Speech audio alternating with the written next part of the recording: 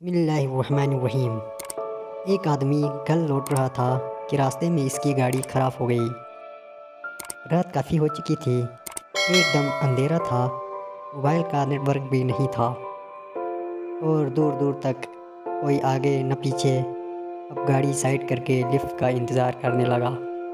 کافی دیر بعد ایک گاڑی بہت ہی دھیرے دھیرے اندھیرے میں اس کی طرف آتی ہوئی دکھائی۔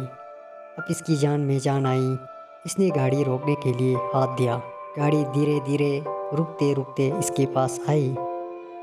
اس نے جھٹ سے گیٹ کھولا اور اس میں بیٹھ گیا، لیکن اندر بیٹھتے ہی اس کے ہوش اڑ گئے، گلا سوکھنے لگا، آنکھیں کھلی کی کھلی رہ گئی، دل زور زور سے دھڑکنے لگا۔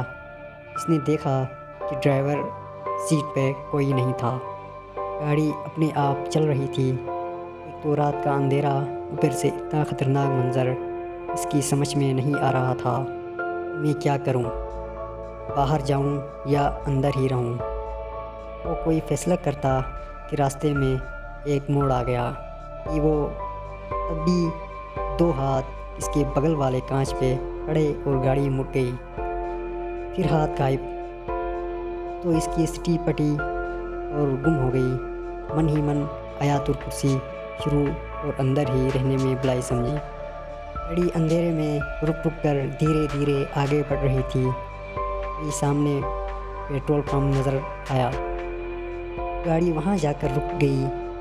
اس نے راحت کی سانس لی اور گاڑی سے اتر کر بھاگا۔ پیٹرول پمپ پہ لگے کولر سے پانی پیا۔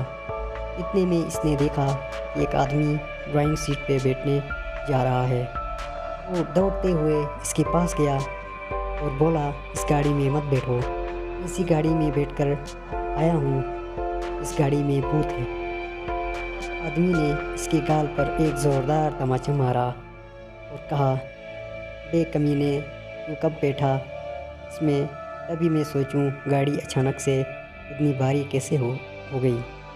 میری گاڑی ہے، پیٹرول ختم تھا، 5 کلومیٹر سے دھکا مارتے ہوئے آ رہا ہوں۔